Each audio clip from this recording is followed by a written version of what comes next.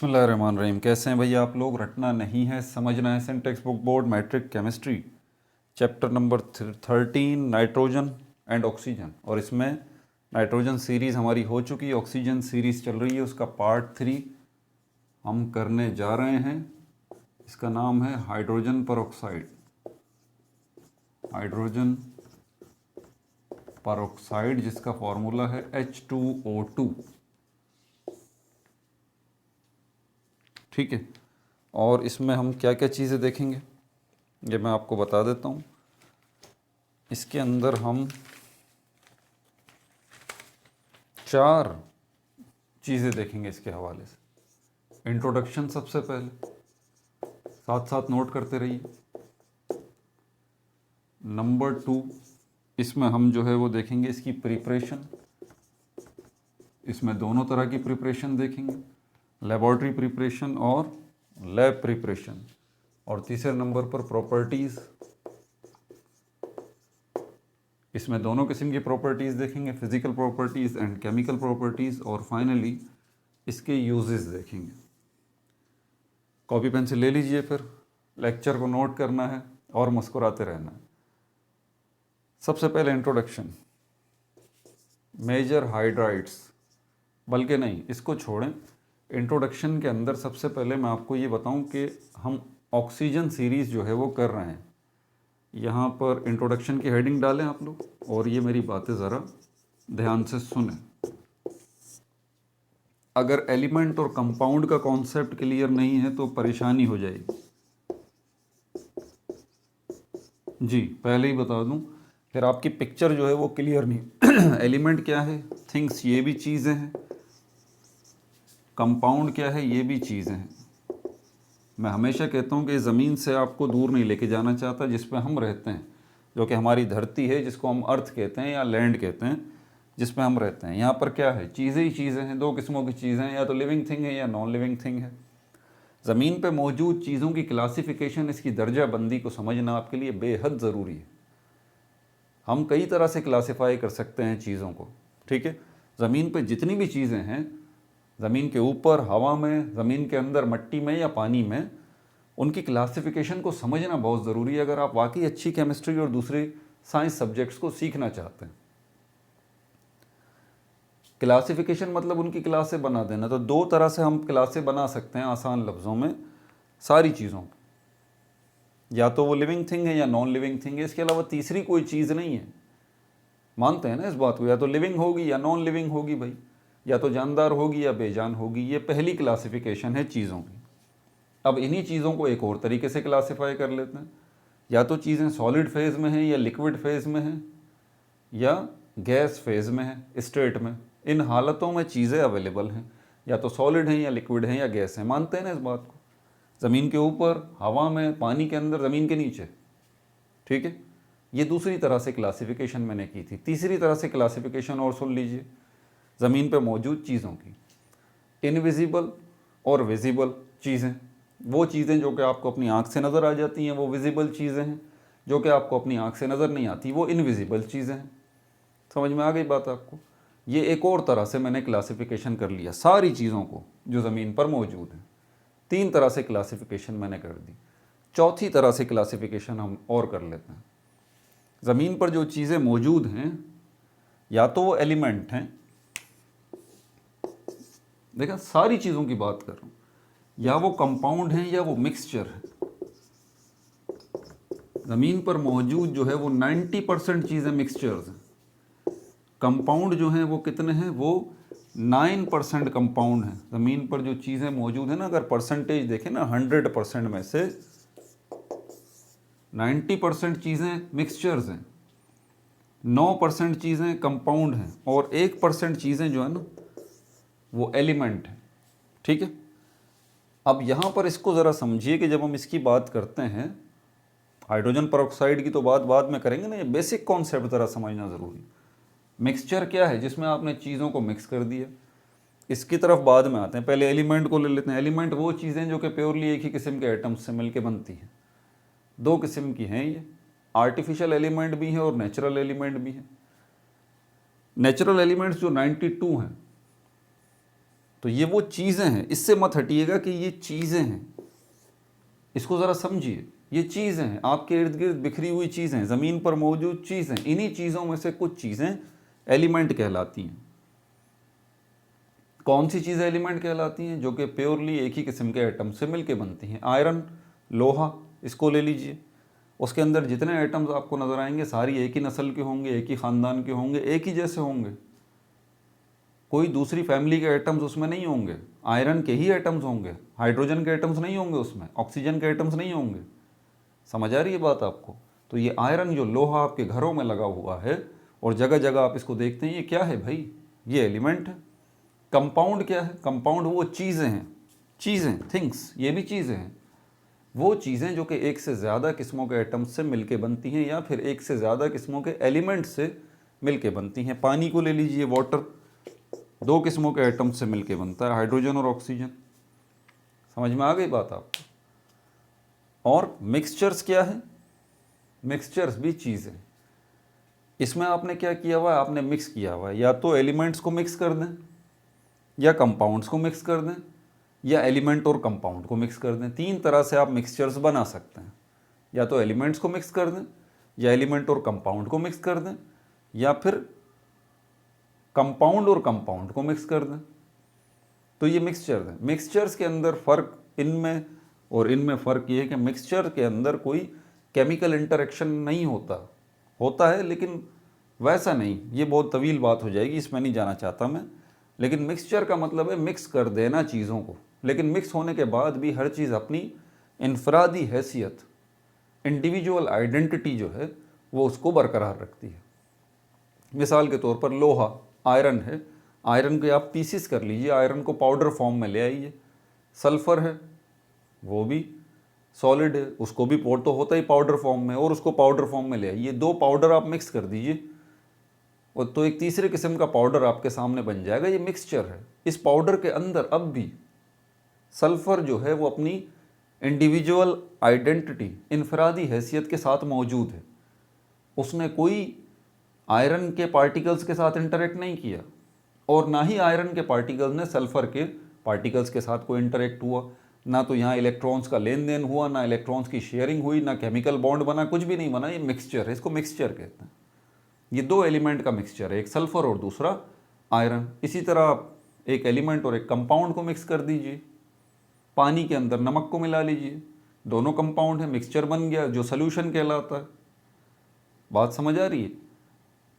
और compound, element और compound को मिला दीजिए, ये भी एक मिसाल। तो मिक्सचर, ये सब चीज़ों को समझना आपको ज़रूरी है। अब ये क्या है? Hydrogen peroxide. अब ज़रा देख के बताइए मुझे क्या है? H2O2 ये चीज़ है ना। एक बात तो ये है कि ये एक चीज़ है, इससे तो इनकार नहीं है। हाँ, चीज़ तो है सर, बिल्कुल है। अब चीज़ है तो फिर वो living thing, non living thing को छोड़ दीजिए, सॉलिड लिक्विड गैस को छोड़ दीजिए, विजिबल इनविजिबल को छोड़ दीजिए। इन तीन पॉइंट ऑफ व्यू से ले लें। हमारे ज़मीन पे मौजूद चीज़ें हमने इन तीन कैटेगरीज में भी तो डिवाइड किए हैं।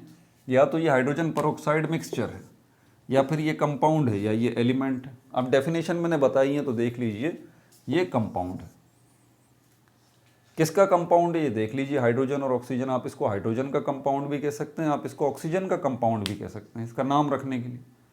क्योंकि ये हाइड्रोजन परऑक्साइड दो किस्मों के एटम्स से मिलके बना है, दो फैमिलीज़ के एटम्स आपस में मिले हैं। और कंपाउंड वही तो चीज़ें होती हैं जो डिफरेंट किस्म के एलिमेंट्स मिलते हैं तो बनती हैं, या डिफरेंट टाइप्स के एटम्स मिलते हैं तो बनती हैं। तो क्लियर हो गई ये बात?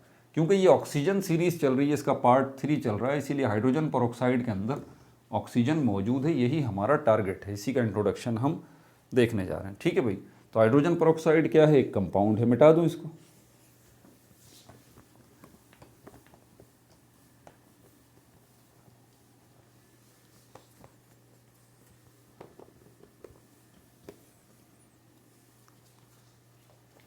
अब ज़रा मेजर हाइड्राइड्स सुन लीजिए। मेजर हाइड्राइड्स, हाइड्राइड्स किनको कहा जाता है? हाइड्राइड्स, हाइड्राइड्स उनको कहा जाता है जिनमें हाइड्रोजन मौजूद होता है। आसान लफ्ज़ों में वो चीज़ें जिनमें हाइड्रोजन मौजूद है वो हाइड्राइड्स कहलाती हैं। ठीक है भाई? आसान सी डेफिनेशन। तो हाइड्रोजन जिनमें मौजूद है उनको हाइड्राइड्स कहा जाता है। मेजर का मतलब ख़ास बहुत सारे हाइड्राइड्स हैं, लेकिन हम मेजर हाइड्राइड्स की बात करें तो यहाँ पर एक तो हमारे पास H2 है, नोट करते रहिए, और दूसरा H2O2 है। ये मेजर हाइड्राइड्स में आते हैं। MCQs में इसी तरह के क्वेश्चन आ जाते हैं, ठीक है भाई, नोट करते रहिए। मेजर हाइड्राइड्स ये हैं, हाइड्राइड्स का भी बता दिया, वो चीज़ें जिनमें हाइड्रोजन मौजूद है, ठीक है। लेकिन इन दोनों में मोस्ट कॉमन कौन सा है? सेकंड हेडिंग आ गई, मोस्ट कॉमन, इसमें H2O वाटर है, सबको ही पता है। मोस्ट कॉमन इसमें क्या है? H2O वाटर है। सबसे पहले इसको तैयार किसने किया, इसकी बात हो रही है हमारे पास, हाइड्रोजन परऑक्साइड की। फर्स्ट प्रीपेयर्ड, ये देखें आपके नोट्स भी बन रहे हैं। फर्स्ट प्रीपेयर्ड थिनार्ड, इसने इसको सबसे पहले तैयार किया था, थिनार्ड। MCQs में इस तरह के क्वेश्चन आ जाते हैं, ठीक है भाई। अब इसी से और हेडिंग्स निकल जाती हैं। फर्स्ट प्रीपेयर्ड किसने किया? थिनार्ड ने किया। इसके आगे चलते हैं, हाउ मीन्स कैसे तैयार किया इसने? दो चीज़ों को इसने आपस में रिएक्ट करवाया था। एक तो H2SO4 सल्फ्यूरिक एसिड है, ये डाइल्यूट होना चाहिए, DIL ब्रैकेट में लिख रहा हूँ। डाइल्यूट मतलब ठीक ठाक इसमें पानी हो और एसिड की मिकदार कम हो। बेरियम ऑक्साइड, ये एक परऑक्साइड है, ठीक है, बेरियम ऑक्साइड। इसके साथ जब इसने रिएक्ट कराया तो उसके नतीजे में क्या चीज़ बनी? उसके नतीजे में हाइड्रोजन परऑक्साइड बन गया। किसने बनाया है? थिनार्ड ने। कैसे बनाया ये भी आपको पता चल गया, हाउ मीन्स कैसे। इसके अलावा जब इसने ये बना तो लिया, लेकिन कुछ और चीज़ें इसने डिस्कवर्ड भी की। कुछ नई चीज़ इसने दरियाफ्त की। क्या चीज़ दरियाफ्त की? इसने बोला बाबा ये जो नई चीज़ बनी है इसके अंदर वाटर के मुकाबले में एक ऑक्सीजन ज़्यादा है, मोर ऑक्सीजन। डिस्कवर्ड, क्या किसने डिस्कवर किया? मोर ऑक्सीजन देन H2O। H2O के मुकाबले में इसमें एक ऑक्सीजन ज़्यादा है। अब इसका फॉर्मूला भी देख लें, O2 आपको नज़र आ रहा होगा। इसीलिए इसने इसका एक नाम रखा, हाइड्रोजन परऑक्साइड तो इसका अभी नाम रखा गया है ना। थिनार्ड ने इसको क्या बोला? कॉल्ड, क्या बुलाया उसने उसको, इस नई चीज़ को? इसने इसको बोला ये ऑक्सीजनेटेड वाटर, ऑक्सीजनेटेड वाटर, ठीक है भाई। तो ये था इसका इंट्रोडक्शन निमट गया। अब इसकी प्रिपरेशन, इसकी तैयारी पे चलते हैं। मिटा दूं इसको, दूसरी हेडिंग। प्रिपरेशन हमारे पास हमेशा की तरह दो तरह से इसको तैयार किया जा सकता है। सेकंड हेडिंग,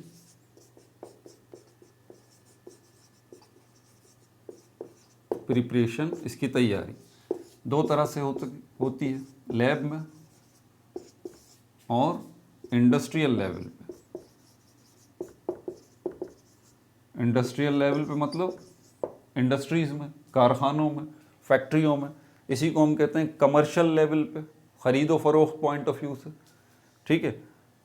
इंडस्ट्रियल लेवल पे कहाँ तैयार हो रहा है? ये बहुत ज़्यादा मिकदार में तैयार हो रहा है, लार्ज स्केल पे तैयार हो रहा है। ये क्वेश्चन किसी भी तरह आपसे पूछा जा सकता है। बताइए भाई, इंडस्ट्रियल लेवल पे प्रिपरेशन हाइड्रोजन परऑक्साइड की बता दीजिए, या फिर वो आपसे कहता है लार्ज स्केल पे प्रोडक्शन जो है हाइड्रोजन ऑक्साइड की करने जा रहे हैं, बताइए ज़रा कैसे होगी। या फिर वो आपसे बोलता है कमर्शियल स्केल पे हाइड्रोजन परऑक्साइड की तैयारी की जा रही है। कमर्शियल वर्ड कॉमर्स से निकला है, कॉमर्स का मतलब है बिजनेस पॉइंट ऑफ व्यू से, ख़रीदो फरोख्त पॉइंट ऑफ व्यू से, कि आप एक ऐसी चीज़ बना रहे हैं जिसको अवाम उन्नास में बेचना चाहते हैं। समझ में आ रही है बात आपको? तो इंडस्ट्रियल लेवल पे भी इसकी प्रिपरेशन को देखें। लेबॉर्ट्री लेवल पे जो तैयारी होती है वो R&D डिपार्टमेंट होते हैं, रिसर्च एंड डेवलपमेंट डिपार्टमेंट, वहाँ पर लैब होती है, तो वहाँ पर तजुर्बात की हद तक भी तैयारी की जाती है। साइंस लैब में भी इसको आप तैयार कर सकते हैं एक्सपेरिमेंट्स करके। तो हम दोनों तरह से इसको डिस्कस करते हैं। सबसे पहले तो लेबॉर्ट्री प्रिपरेशन देखें, लैब प्रिपरेशन। लैब में अगर इसकी आप तैयारी कर रहे हैं तो इसके लिए आपको क्या चाहिए? दो चीज़ें चाहिए। थिंग्स कौन कौन सी चीज़ें चाहिए? पहली बात, आपको H2SO4 सल्फ्यूरिक एसिड चाहिए, लेकिन DIL डाइल्यूट होना चाहिए मतलब ठीक ठाक उसमें पानी ज़्यादा मिला हुआ हो एसिड में। उसके साथ आपको पर ऑक्साइड्स चाहिए सर्टेन मेटल्स के, पर ऑक्साइड्स ऑफ सर्टेन मेटल, कुछ खास किस्म के मेटल के पर ऑक्साइड्स। ठीक है भाई, जैसे कि एग्जाम्पल हमारे पास एक की एग्जाम्पल लूँगा, और भी पर ऑक्साइड्स हैं। ठीक है, बेरियम ऑक्साइड, ये पर ऑक्साइड है, बेरियम पर ऑक्साइड। ये क्या है? मेटल ऑक्साइड भी है, क्योंकि इसमें मेटल मौजूद है, बेरियम एक मेटल है। ठीक है, और इसी को आप पर ऑक्साइड्स बहुत सारी किस्मों के हैं। ठीक है, उनमें बेरियम ऑक्साइड भी एक पर ऑक्साइड है, ये बात ध्यान में रहेगा। और ये जो है वो इसमें मेटल भी मौजूद है बेरियम। इसकी इक्वेशन देख लीजिए तैयारी की।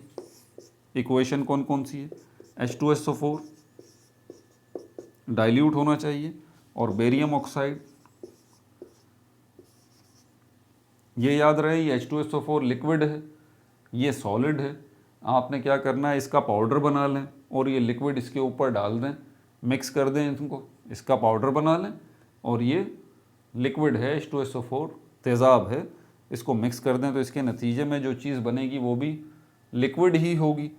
ठीक है, तो यहाँ पर एक चीज़ बनेगी जिसको हम कहेंगे, पहली बात बेरियम सल्फेट, बेरियम सल्फेट, और दूसरी चीज़ बनेगी H2O2 हाइड्रोजन पर ऑक्साइड।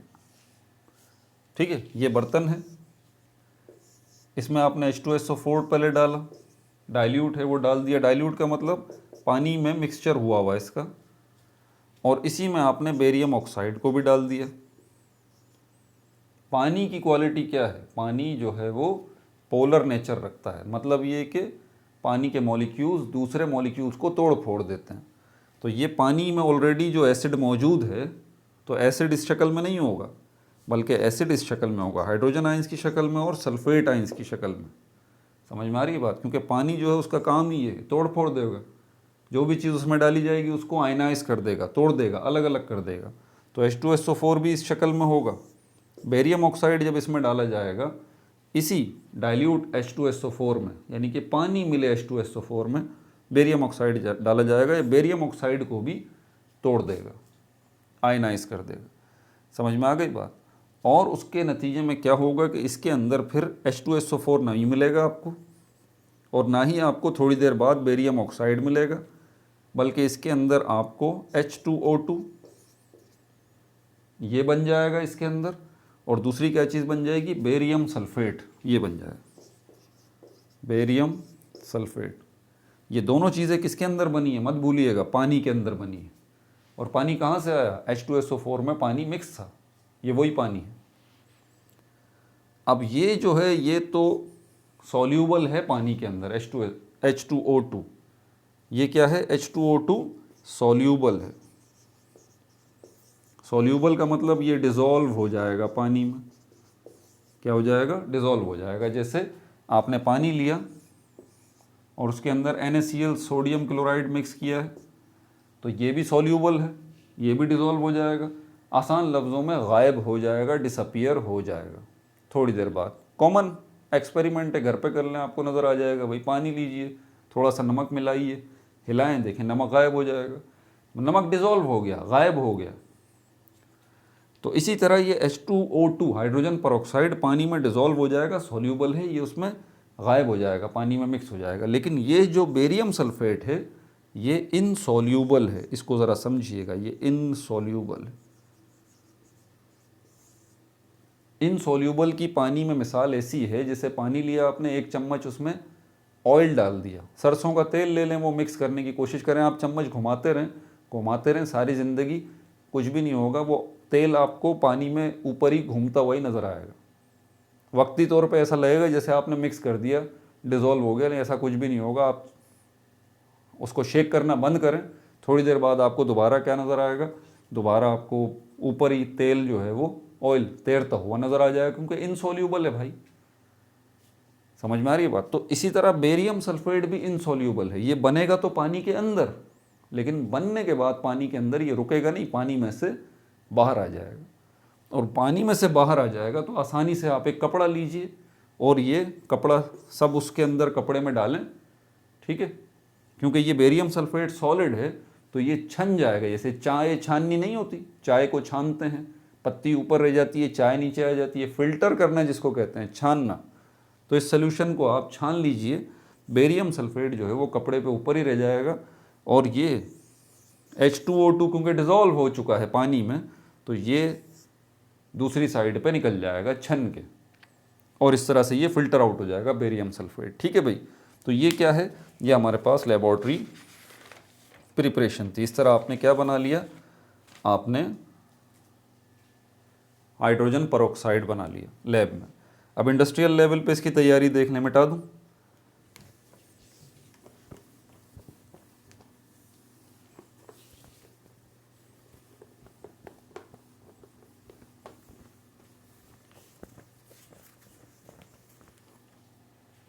इंडस्ट्रियल लेवल,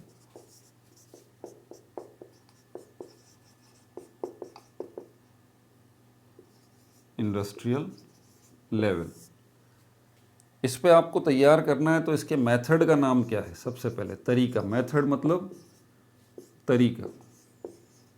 क्या मेथड है भाई आपके पास, इस मेथड का नाम है, इसमें आपको ऑक्सीडेशन करनी पड़ेगी आइसोप्रोपाइल अल्कोहल की, by oxidation of isopropyl alcohol. कोई आपसे पूछता है भाई इंडस्ट्री के लेवल पे हमें हाइड्रोजन परऑक्साइड तैयार करना है, क्या तरीका है, आप उसको बोलें भाई आइसोप्रोपाइल अल्कोहल बाजार से ले आइए बस, और उसके बाद उसका ऑक्सीडेशन आपने करना है। ऑक्सीडेशन मतलब reaction with oxygen, reaction with oxygen, oxygen gas, oxygen gas, oxygen gas के साथ उसको रिएक्ट करवा दीजिए। वो बोलेगा भाई ऑक्सीजन गैस कहाँ से लाएं, आप बोलें भाई जहाँ से आइसोप्रोपाइल अल्कोहल साइंटिफिक स्टोर से लिया है वहीं पे आपको ऑक्सीजन गैस भी मिल जाएगी, ले आइए, या हवा में मौजूद है ऑक्सीजन गैस काफ़ी मिकदार में, तो हवा में से निकाल लीजिए ऑक्सीजन गैस, कोई परेशानी की बात नहीं। ठीक है भाई, इसी आइसोप्रोपाइल का एक और नाम भी है, ठीक है, एग्जाम में अगर आ जाता है तो परेशान मत होइएगा, इसका एक और नाम भी है, इसको हम प्रोपेन टू ऑल कहते हैं, प्रोपेन टू ऑल। ये ऑर्गेनिक केमिस्ट्री, ये ऑर्गेनिक कंपाउंड है बेसिकली, ठीक है ना, प्रोपेन टू ऑल या आइसोप्रोपाइल अल्कोहल। मुश्किल लग रहा होगा, लेकिन ऑर्गेनिक केमिस्ट्री जब पढ़ेंगे ना आप इंशाल्लाह तो फिर आपको समझ में आ जाएगा। अब इसकी केमिकल इक्वेशन, केमिकल फार्मूला भी देख लें इसका, दूसरे केमिकल फार्मूला से हट के है, CH3, इसके साथ ये ऑक्सीजन को आप रिएक्ट करा रहे हैं, ये एरो थोड़ा सा नीचे बना रहा हूँ, और यहाँ से इसके साथ ये OH लगा हुआ, ये क्या है, आइसोप्रोपाइल अल्कोहल। ये क्या है, प्लस O2, ये ऑक्सीजन गैस है, तो इसके नतीजे में क्या बनेगा, H2O2 ये बनेगा। इस और एक और कंपाउंड बनेगा जिसको एसीटोन कहते हैं, इसका केमिकल फार्मूला एसीटोन का लिख देता हूँ, ये भी एक ऑर्गेनिक कंपाउंड है, CH3 डैश, ये जो डैश है असल में सिंगल कोवलेंट बॉन्ड को रिप्रेजेंट कर रहे हैं, डबल कोवलेंट बॉन्ड के साथ ये C के साथ ऊपर डबल कोवलेंट बॉन्ड और ऑक्सीजन लगा हुआ है, और ये CH3। ठीक हो गया भाई, इसका क्या नाम है, एसीटोन। परेशान नहीं हो, ये अभी ऑर्गेनिक केमिस्ट्री में सारे आप पढ़ेंगे, याद भी करवाऊंगा, ये सब याद हो जाएंगे, इनका तरीका है पढ़ने का। ठीक हो गया भाई, तो इंडस्ट्री लेवल के ऊपर आपको अगर हाइड्रोजन परऑक्साइड तैयार करानी है, क्या क्या चीज़ें चाहिए आपको, पहले तरीका क्या है, आइसोप्रोपाइल अल्कोहल ले आइए और ऑक्सीजन गैस ले आइए, ऑक्सीजन गैस के साथ आइसोप्रोपाइल को रिएक्ट करवाइए, उसके नतीजे में हाइड्रोजन परऑक्साइड बन जाएगी और एसीटोन बन जाएगा। मिटा दूं इसको। इसी की प्रिपरेशन के अंदर एक दो चीज़ें और लिखी हुई हैं, वो भी लिख देता हूँ जो इन्फॉर्मेशन बुक में है।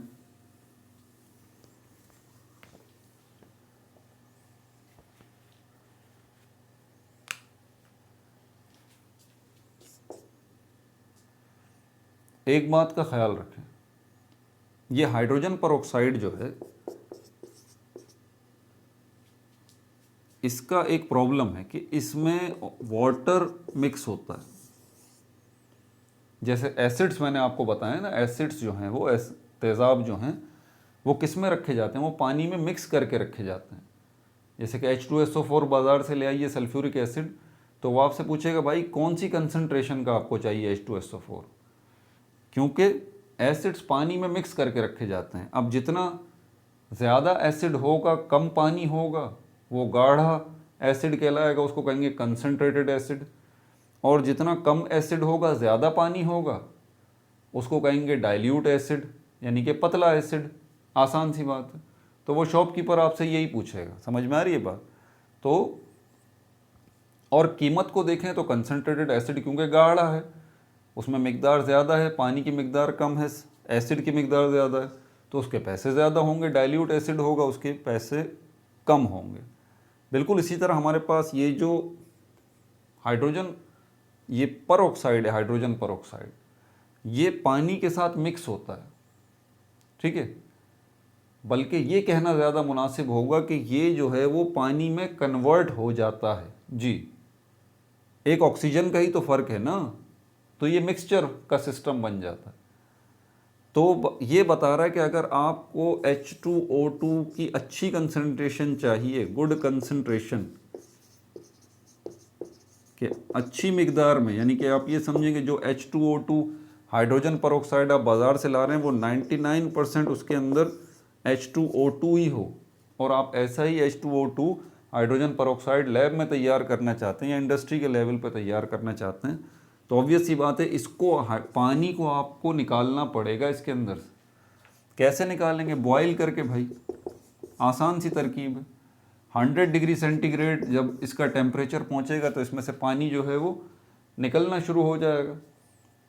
जो बच्चियां मेरी बात सुन रही हैं वो बड़े अच्छे से समझ लेंगी, किचन के अंदर बिरयानी वगैरह बनाने के लिए दम लगाते हैं पानी डाल के, पानी सारा निकल जाता है, जैसे जैसे बॉयल होता रहता है पानी सारा बाहर निकल आता है, होता है ये बात। तो यहाँ पर यही सिस्टम है कि इसको थोड़ा सा आप बॉयल कर लीजिए तो पानी जो है इसमें से निकल आएगा और H2O2 पीछे रह जाएगा। इसको कहते हैं गुड कंसंट्रेटेड, अगर इसको बनाना है तो, ठीक है। तो ये इसमें लिखा हुआ है। इसके लिए रीडिस्टिलेशन का वर्ड इसने यूज़ किया। जिन्होंने चैप्टर नंबर 11 की वीडियोस देखी हैं, 12 की वीडियोस देखी हैं और 13 की भी वीडियोस देखी हैं नाइट्रोजन, तो रीडिस्टिलेशन से वर्ड डिस्टिलेशन बनता है, डिस्टिल बनता है। डिस्टिल का मतलब आसान सा ये होता है कि आप किसी चीज़ को बॉयल करें, बॉयल करके उसमें से पानी को निकाल लें, ठीक है, और वो चीज़ पीछे रह जाएगी और पानी वेपर्स की शक्ल में बाहर आ जाएगा। उन वेपर्स को अलग कर लें तो प्योर वाटर आपको मिल जाएगा, ठीक है। बाकी जो चीज़ है वो पीछे ही रह जाएगी। इससे दो फायदे होंगे, आपको प्योर वाटर भी मिलेगा, डिस्टिल्ड वाटर जिसको कहते हैं, और वो चीज़ भी क्या हो जाएगी, प्योर हो जाएगी, कंसनट्रेटेड हो जाएगी। इस प्रोसेस को हम कहते हैं रीडिस्टिलेशन, ठीक है। आगे चलते हैं। अच्छा, इसके अलावा वो कह रहा है, एक बात वो और कह रहा है कि ये इजीली डीकम्पोज हो जाता है, इजीली डीकम्पोज हो जाता है। कौन? H2O2 hydrogen peroxide. डीकम्पोज का मतलब होता है ब्रेक डाउन हो जाना। अब हमने H2O2 इसीलिए थोड़ी ना बनाया कि भाई ये इसका ब्रेक डाउन हो जाए, इसका ब्रेक डाउन हो जाए। इतनी मेहनत इसलिए थोड़ी ना की है कि इसको इस तरह से बनाए। ब्रेक डाउन होने का क्या मतलब है? H2O2 ये फिर पानी बन गया, लो ऑक्सीजन अलग हो गई, प्रॉब्लम है ना। तो इसलिए वो कह रहा है कि अगर आप, क्योंकि ये इजीली डीकम्पोज हो जाता है, कब? अगर आप इसको एक्सपोज टू एटमॉस्फेयर करेंगे।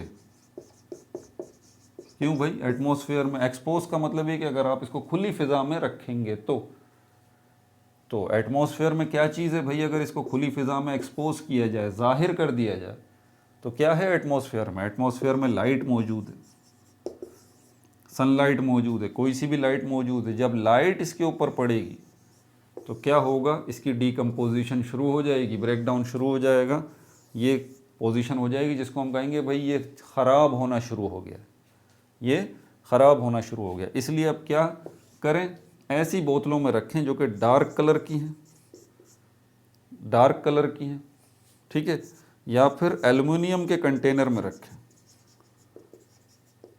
एल्युमिनियम के कंटेनर्स जो हैं, एल्युमिनियम की बनी हुई बोतलें हों या एल्युमिनियम के बने हुआ डब्बा हो, कंटेनर हो, उसमें इसको रखें, इसमें से सनलाइट पास नहीं होगी।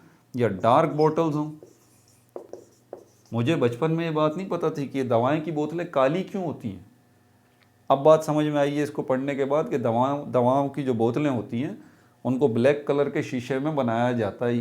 कोई वाइट कलर के शीशे में बना ले, नहीं, ब्लैक, डार्क ब्लैक कलर के शीशे में बनाया जाता है, क्योंकि लाइट जो उनके ऊपर पड़ेगी उससे वो डीकम्पोज हो सकते हैं, जैसे कि H2O2 भी डीकम्पोज हो सकता है। ठीक है भाई, तो या तो एल्युमिनियम कंटेनर में रखें या डार्क बॉटल्स में। मिटा दूं इसको। तो इंडस्ट्रियल लेवल पे आपने इसकी प्रिपरेशन सुन ली। तीसरा टॉपिक हेल्दी टॉपिक है, पता है आपको, प्रॉपर्टीज़, जिसमें फिजिकल प्रॉपर्टीज़ तो बहुत ही आसान है और हमेशा की तरह केमिकल प्रॉपर्टीज़ सर का दर्द है, लेकिन कोशिश करेंगे कि आपके सर में दर्द ना हो। प्रॉपर्टीज़, फिजिकल प्रॉपर्टीज़ देख लें पहले इसकी। ज़ाहिरी खुसूसियात ये ज़्यादा आसान होती हैं निस्बतन केमिकल प्रॉपर्टीज़ के। ठीक है भाई। अच्छा, इसकी भी मैंने हेडिंग्स बनाई में। सबसे पहले स्टेट इसकी देखें, सॉलिड है, लिक्विड है, गैस है। ये लिक्विड है, H2O2, physical properties of hydrogen peroxide. ठीक है भाई। तो पहली चीज़ क्या, इसकी स्टेट हालत कौन सी है, ये लिक्विड है, सॉलिड फेज़ में H2O2 नहीं होता, गैशियस फेज़ में नहीं होता, नेचुरल स्टेट इसकी लिक्विड है। कलर, कलर होता है इसका पेल ब्लू। पेल का मतलब है पीला और ब्लू यानी कि पीला, पीला, नीला, नीलगू मेरे ख्याल में इसको कहा जाता है, या शायद ना कहा जाता उर्दू में। बहरहाल हल्का सा शेड ये आपको येलो का भी देगा और ब्लू का भी देगा, इसको कहते हैं पेल ब्लू। ठीक है, इसका ऐसा कलर होगा। ठीक है, और क्या है, एक्वेटिक, अगर ये हो, अगर आप इसको पानी में मिक्स कर दें, एक्वेटिक वर्ड बना है एक्वा से, एक्वा मतलब पानी, मतलब अगर आप इसको पानी में मिक्स करेंगे H2O2 को, तो ये स्लाइटली एसिडिक हो जाएगा। स्लाइटली मतलब थोड़ा सा एसिडिक हो जाएगा, एसिड की तरह बिहेव करेगा। ठीक है। अच्छा, और क्या है, अगर ये इसको एक्वेटिक बनाया जाएगा तो ये स्लाइटली एसिडिक हो जाएगा, तेज़ाबी हो जाएगा। इसका बॉइलिंग पॉइंट, अगर हम इसको बॉयल करें तो पानी का बॉइलिंग पॉइंट 100 डिग्री सेंटीग्रेड है, इसका 150 डिग्री सेंटीग्रेड है।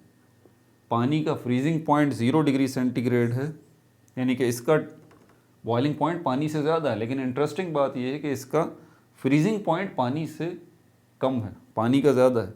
इसका freezing point FP, freezing point जिस पे ये फ्रीज़ होकर सॉलिड हो सकता है, वो कितना है, 0.9 डिग्री सेंटीग्रेड, यानी कि कंप्लीट ज़ीरो नहीं है, फ़र्क रखिएगा। ठीक है, 0 डिग्री सेंटीग्रेड पानी का है और हाइड्रोजन परऑक्साइड का 0.9 डिग्री सेंटीग्रेड। ठीक है भाई, तो ये फिज़िकल प्रॉपर्टीज़ भी हो गई। माइनस, अरे नहीं, बल्कि नहीं, सॉरी, माय मिस्टेक भाई, -0.9, हाँ 1+ वाला। ठीक है, 1 डिग्री सेंटीग्रेड के बाद 0 आता है, नंबर लाइन देखिए ना राइट हैंड साइड पे, 1 2 3, ये पॉजिटिव नंबर होते हैं, उसके बाद 0 आ जाता है, फिर -1 आता है, -2 आता है, तो ये -0.9 असल में 0 से भी कम है। ठीक है भाई, सॉरी, तो 0 डिग्री सेंटीग्रेड फ्रीजिंग पॉइंट पानी का है, इसका फ्रीजिंग पॉइंट पानी से भी कम है, -0.9, यानी कि -1 के नज़दीक नज़दीक। केमिकल प्रॉपर्टीज़ मिटा दूं।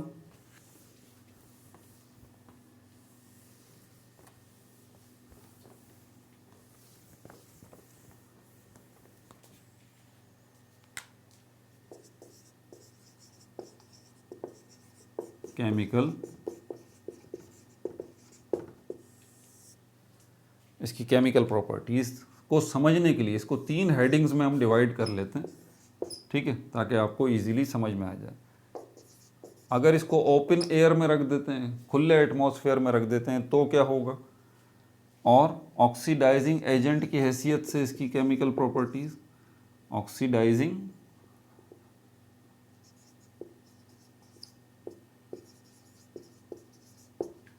एजेंट की हैसियत से इसकी केमिकल प्रॉपर्टीज़, और रिड्यूसिंग एजेंट की हैसियत से इसकी केमिकल प्रॉपर्टीज। अगला जो टॉपिक है ना हमारा, वो ऑक्सीडेशन, रिडक्शन और रिड्यूसिंग एजेंट और ऑक्सीडाइजिंग एजेंट के ऊपर ही है। मैं अपनी इतनी वीडियोस में ये ऑक्सीडाइजिंग एजेंट और रिड्यूसिंग बता चुका हूँ, मुझे लगता है कि अगली वीडियो इन पर बनाने की ज़रूरत ही नहीं है, लेकिन एक सेपरेट जो है वो वीडियो बनानी तो पड़ेगी। अगला टॉपिक आ ही इसका रहा है, फिर ओजोन का आएगा, फिर ये ऑक्सीजन सीरीज़ ख़त्म ही हो जाएगी। बहरहाल 3 हेडिंग्स में हम इसको देख लेते हैं। एयर या एटमॉस्फेयर पॉइंट ऑफ व्यू से इसकी केमिकल प्रॉपर्टीज़, ठीक है भाई।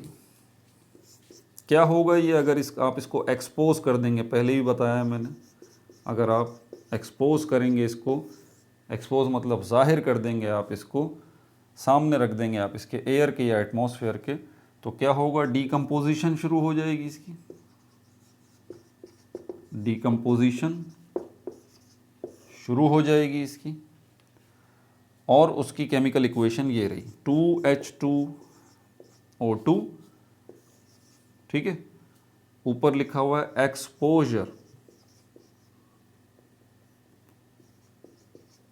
EXPOSURE, मतलब आपने एक्सपोज कर दिया इसको एटमॉस्फेयर में, खुला बर्तन में रख दिया, तो क्या होगा, एक्सोथर्मिक केमिकल रिएक्शन होगा, पानी बनेगा H2O और ऑक्सीजन गैस बनेगी, प्लस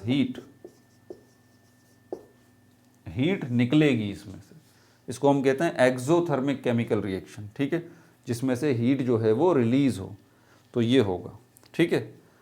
अब ये जो सिस्टम है, इसमें आपने किसी भी चीज़ का इजाफा नहीं किया, कमी नहीं की, आपने सिर्फ इसको बोतल में से निकाला, प्लेट में या बीकर में इसको निकाला, बोतल में से वाइट बीकर, शीशे की बना हुआ बीकर, वाइट ट्रांसपेरेंट बीकर या प्लेट में इसको निकाल के आपने बाहर ओपन रख दिया इसको, इस तरह से आपने इसको ओपन इस तरह से रख दिया बस, और आपने कुछ भी नहीं किया।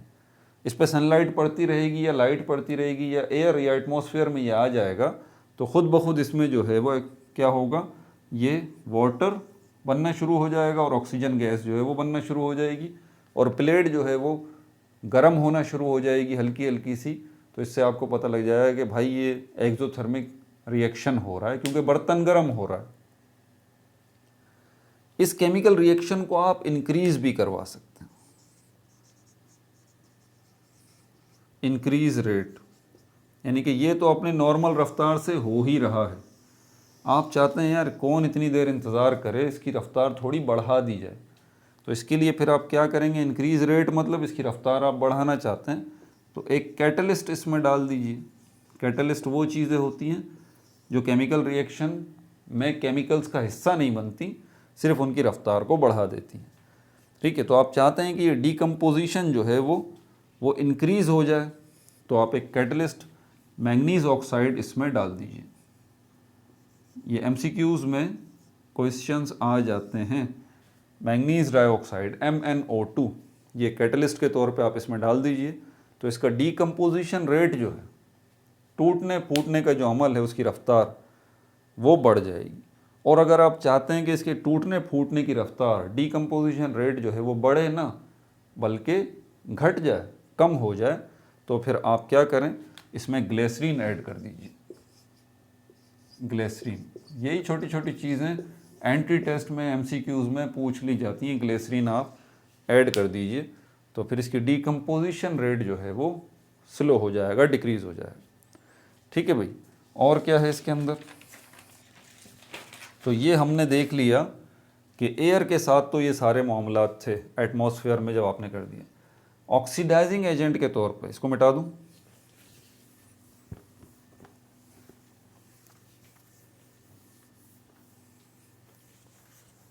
अब इसमें थोड़ी सी डिटेल है। अब ये ऑक्सीडाइजिंग एजेंट की हैसियत से ऊपर मुझे थोड़ा सा मिटाना पड़ेगा। याद रहे थर्ड प्रॉपर्टीज़ पे हम हैं अभी।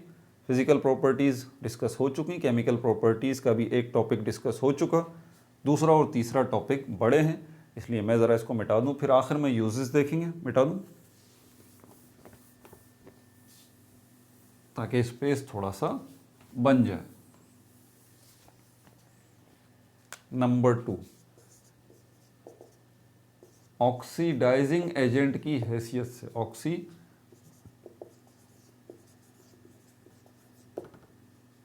एजेंट की हैसियत से H2O2 इसकी केमिकल प्रॉपर्टीज। एग्जाम में आपसे वो क्वेश्चन पूछ सकता है, write down the chemical properties of hydrogen peroxide as oxidising agent. तो सबसे पहले ऑक्सीडाइजिंग एजेंट क्या होता है पहले भी बताया, फिर बता देता हूँ। केमिकल, सबसे पहली बात, एक ऐसा केमिकल, एक ऐसी चीज दैट जो कंपेल कर दे, मजबूर कर दे सेकंड केमिकल को, दूसरे किसी केमिकल को, कि उसके ऊपर क्या हो जाए, उसके ऊपर ऑक्सीडेशन का प्रोसेस हो जाए, ऑक्सीडेशन का प्रोसेस हो जाए उस सेकंड केमिकल के ऊपर। अब ऑक्सीडेशन का प्रोसेस होने का मतलब तीन चीज़ों में से किसी कोई एक चीज़ का हो जाना। या तो वो सेकंड केमिकल जो है वो लॉस कर दे, लॉस ऑफ इलेक्ट्रॉन, या तो उसके पास जो इलेक्ट्रॉन मौजूद हैं उनका वो क्या करे, उनका वो लॉस कर दे, उनको रिलीज़ कर दे, उनको अपने पास से निकाल दे, या फिर वो गेन करे, या तो फिर वो गेन करे, गेन ऑफ हाइड्रोजन आयन, या तो वो हाइड्रोजन को गेन करे, या वो गेन ऑफ ऑक्सीजन करे, गेन ऑफ ऑक्सीजन करे।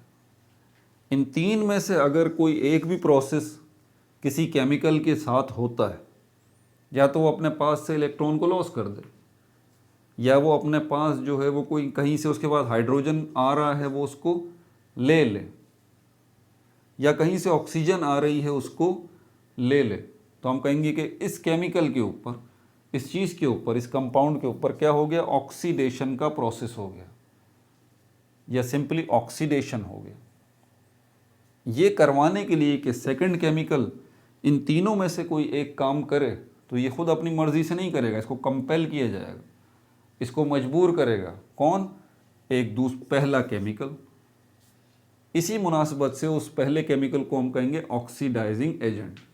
और हाइड्रोजन पेरोक्साइड जो है वो इसीलिए स्ट्रॉन्ग ऑक्सीडाइजिंग एजेंट कहलाता है कि ये जो है वो कंपेल कर देता है सामने वाले को कि भाई आपने क्या करना है, सेकंड केमिकल को ये कंपेल कर देगा कि सेकंड केमिकल भाई साहब क्या करें, तीन में से कोई एक काम तो करें, या तो अपने पास से इलेक्ट्रॉन को निकालें, या फिर हाइड्रोजन को लें, या फिर ऑक्सीजन को लें।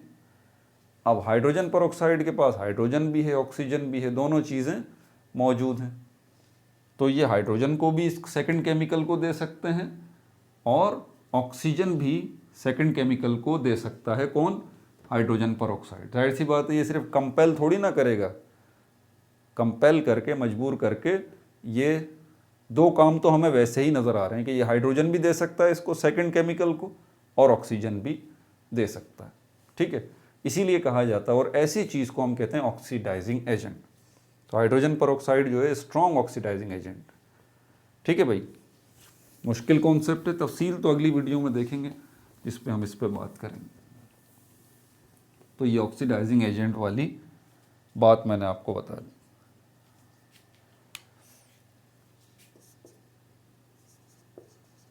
नोट करते रहें। कॉमन ऑक्सीडाइजिंग एजेंट है। अब ऑक्सीडाइजिंग एजेंट के लिए OA का इस्तेमाल करूंगा भाई, बड़ा वर्ड है, ठीक है। एक आम ऑक्सीडाइजिंग, बहुत सारी किस्मों के ऑक्सीडाइजिंग एजेंट्स हैं, ठीक है। तो ये हाइड्रोजन पेरोक्साइड कॉमन है, आम है, आसानी से मिल भी जाता है और ज़्यादातर इसी को इस्तेमाल किया जाता है as an oxidising agent. Oxidising agent की हैसियत में ये कैसा होना चाहिए, क्योंकि पानी में ये पानी की प्रोडक्शन भी करता है थोड़ी थोड़ी डिकम्पोज होके, कितना ही आप इसको संभाल के रख लें, थोड़ा बहुत ये डिकम्पोज होके पानी अपने अंदर से प्रोड्यूस करता है। लेकिन अगर आप इसकी हैसियत चाहते हैं कि ये oxidising agent, strong oxidising agent की हैसियत से काम करे, तो आपको क्या करना पड़ेगा, इसको इन द फॉर्म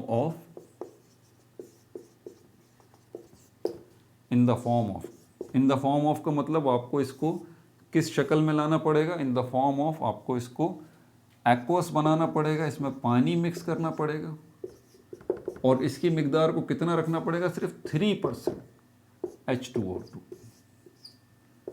यानी कि इसमें आप इतना पानी मिलाएंगे कि 97% इसमें पानी होगा और सिर्फ 3% H2O2 मौजूद होगा। अब ये जो सल्यूशन बनेगा, ये सल्यूशन है, ये याद रहे। अब ये जो सल्यूशन बनेगा ये स्ट्रॉन्ग ऑक्सीडाइजिंग एजेंट का किरदार अदा करने के लिए तैयार है। ठीक हो गई बात।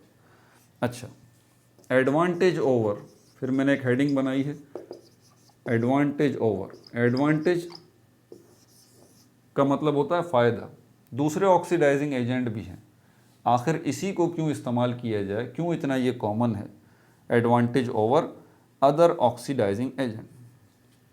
उसकी वजह ये है because it converts into water, it converts into water, तो पानी में ये कन्वर्ट हो जाता है स्ट्रॉन्ग ऑक्सीडाइजिंग एजेंट की हैसियत में।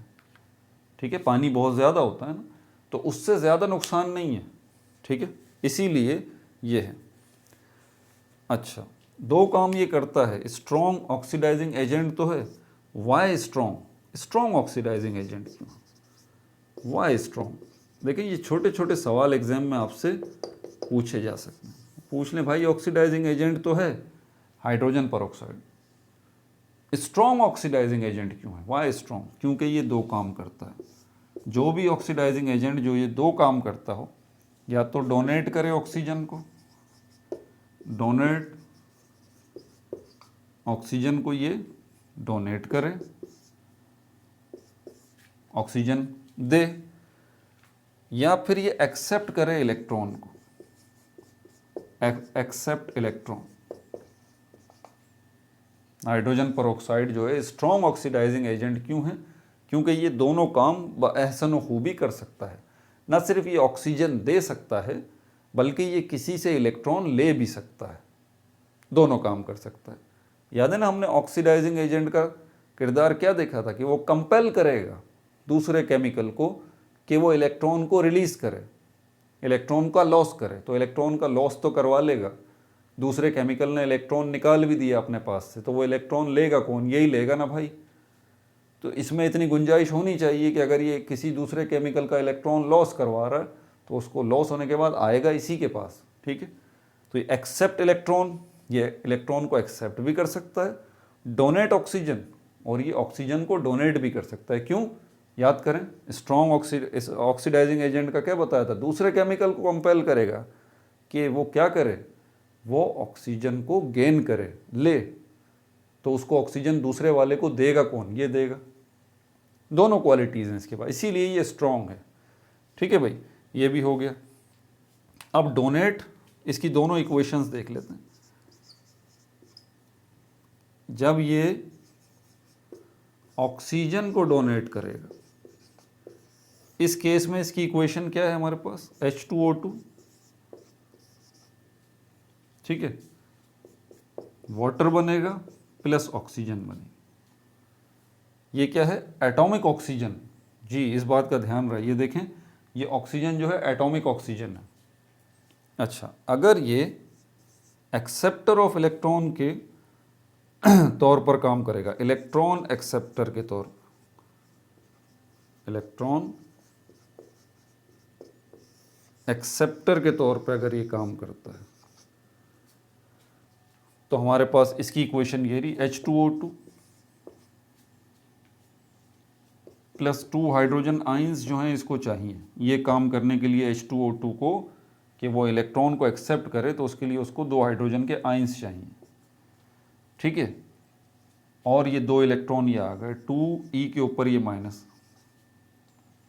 जब ये हाइड्रोजन परऑक्साइड 2 हाइड्रोजन आयन लेगा और 2 इलेक्ट्रॉन लेगा, यानी कि ये जहन में रखें कि हाइड्रोजन परऑक्साइड इलेक्ट्रॉन को जब ही ले सकता है जब इसको 2 हाइड्रोजन के आयन भी मिलें।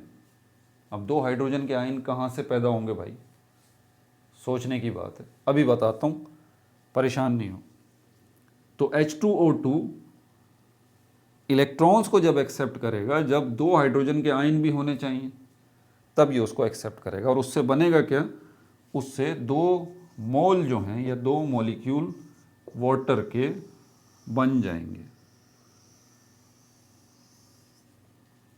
ठीक हो गया भाई, इसकी इक्वेशन भी आ गई हमारे पास। अब ये होगा कैसे, मैंने कहा था कि हाइड्रोजन आयन कैसे आएगा, वो कहाँ से आ गया, तो आप मिटा दूं इसको ऊपर वाले,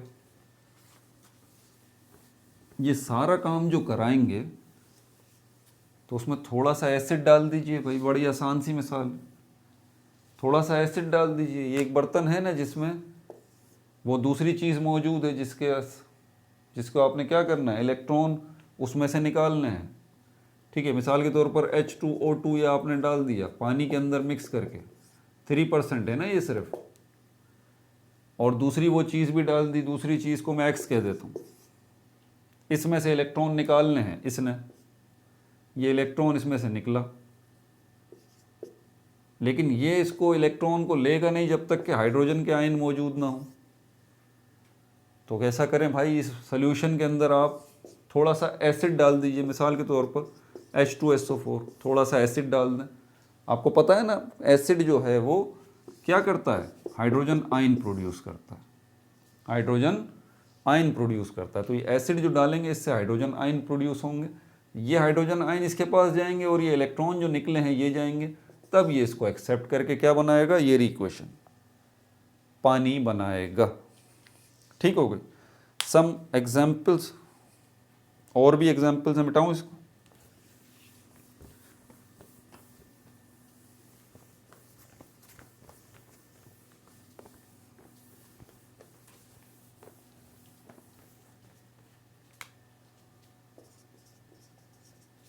some examples as बहैसियत ऑक्सीडाइजिंग एजेंट के कुछ और एग्जाम्पल। ठीक है, कुछ और एग्जाम्पल्स हमारे पास ये हैं, जैसे कि पोटेशियम आयोडाइड है, ठीक है, ये लीजिए, हाइड्रोजन परऑक्साइड ये लीजिए, और H2SO4 सल्फ्यूरिक एसिड लीजिए। अब तो आपको वजह समझ में आ गई होगी कि सल्फ्यूरिक एसिड हाइड्रोजन आयोडाइड इसके साथ, हाइड्रोजन परऑक्साइड के साथ कर क्या रहा है, और पोटेशियम आयोडाइड जो है ये भी मौजूद है। पोटेशियम आयोडाइड क्या करेगा, यकीनन इसी गरीब के साथ ये काम होने जा रहा है कि इसका इलेक्ट्रॉन निकलेगा, ये सल्फ्यूरिक एसिड जो है ये हाइड्रोजन आइंस जो है इसको देगा। ठीक है, तभी इसमें से इलेक्ट्रॉन जो निकलेगा वो ये लेगा। इसकी इक्वेशन देखते हैं, इससे पोटेशियम सल्फेट बनेगा, ठीक है, उसी के अंदर और वाटर के मॉलिक्यूल बनेंगे प्लस आयोडीन बनेगा, एलिमेंटल फॉर्म में आयोडीन बनेगा, I2 आयोडीन बनेगा। ठीक है, एक तो ये हमारे पास एग्जाम्पल हो गई। दूसरी एग्जाम्पल हमारे पास हाइड्रोजन सल्फाइड है। ठीक है, इसको मिक्स करेंगे H2O2 हाइड्रोजन परऑक्साइड के साथ, इससे सल्फर बनेगा और H2O वाटर बनेगा। अब इसको ज़रा समझिएगा कि ये जो चीज़ है हाइड्रोजन परऑक्साइड, ये एक बीकर है और इसके अंदर ये H2O2 मौजूद है। ये जो हाइड्रोजन सल्फाइड है ये गैस है, थोड़ा सा समझिए ज़रा, ये लिक्विड है, हाइड्रोजन सल्फाइड गैस है, रिएक्शन कैसे होगा, प्रॉब्लम। एक बोतल लीजिए, ठीक है, और इस बोतल के अंदर जो है वो, ये बोतल बंद है, कॉर्क लगा हुआ है और इसके अंदर हाइड्रोजन सल्फाइड मौजूद है, हाइड्रोजन सल्फाइड मौजूद है। इस बोतल को यहाँ डाल दीजिए, अंदर डिप कर दीजिए, ठीक है, और अंदर हाथ किए किए इसका कॉर्क हटा दीजिए, अंदर हाथ किए इसका कॉर्क हटाएं, इसमें से हाइड्रोजन सल्फाइड गैस निकलेगी। पता है किस शक्ल में निकलेगी? बबल्स की शक्ल में, बबल्स की शक्ल में निकलेगी, लेकिन सारी बाहर नहीं निकलेगी। कुछ हाइड्रोजन सल्फाइड गैस जो है वो, सॉरी H2O कर दिया मैंने, हाइड्रोजन सल्फाइड गैस जो है वो यहाँ पर इसके साथ भी रिएक्ट करेगी, H2O2 के साथ, जैसे कि मैंने यहाँ दिखाया है H2S और H2O2 के साथ भी रिएक्ट करेगी। उसके नतीजे में यहाँ पर पता है इसी सॉल्यूशन के अंदर क्या पैदा होगा? सल्फ़र पैदा होगा। लैब में आपने देखा होगा सल्फ़र येलो कलर का है, तो येलो कलर का आपको ये सल्फ़र जो है येलो कलर का नज़र आएगा। Sulphur yellow yellow yellow yellow yellow powder अंदर आपको बनता हुआ बाकायदा नज़र आएगा, ठीक है। और वो येलो पाउडर जो है ऊपर आ जाएगा, यानी कि पाउडर की शक्ल में इस सॉल्यूशन के अंदर आपने क्या बनाया? आपने सल्फ़र को बनाया। किसकी मदद से बनाया? हाइड्रोजन सल्फाइड गैस की मदद से बनाया। और जो पानी बनेगा वो तो खैर इसी के अंदर रहेगा, इस सॉल्यूशन के अंदर ही। ये सल्फ़र जो पाउडर की शक्ल में निकला है, प्रिसिपिटेट आउट हुआ है, प्रिसिपिटेशन का प्रोसेस हुआ है, इसको आप अलग कर लेंगे, ठीक है भाई।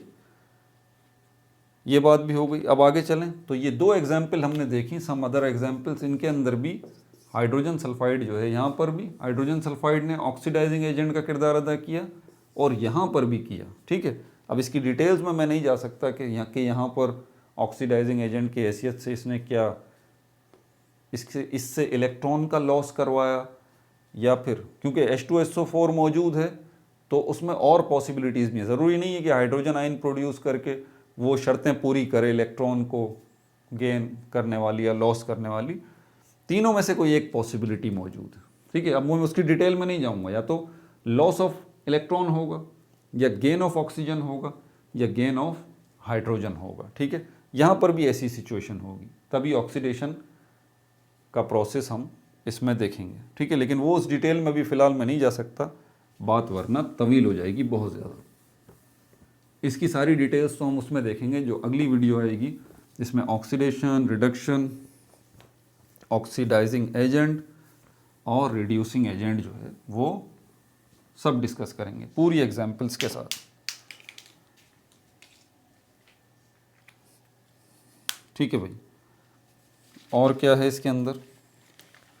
रिड्यूसिंग एजेंट की हैसियत से अब ज़रा इसको देख लीजिए। ऑक्सीडाइजिंग एजेंट के तौर पर तो हम देखें,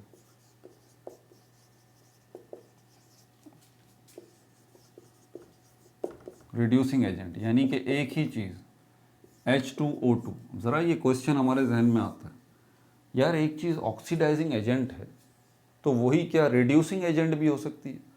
लेकिन रिड्यूसिंग एजेंट होगा क्या? ये एक केमिकल है, ठीक है। रिड्यूसिंग एजेंट पहली बात क्या है? ये केमिकल है। ये केमिकल क्या करेगा? कंपेल करेगा, मजबूर कर देगा, मजबूर कर देगा सेकंड केमिकल को, सेकंड केमिकल को कि वो क्या हो जाए, कुछ सेकंड केमिकल पर क्या हो जाए? रिडक्शन का प्रोसेस हो जाए,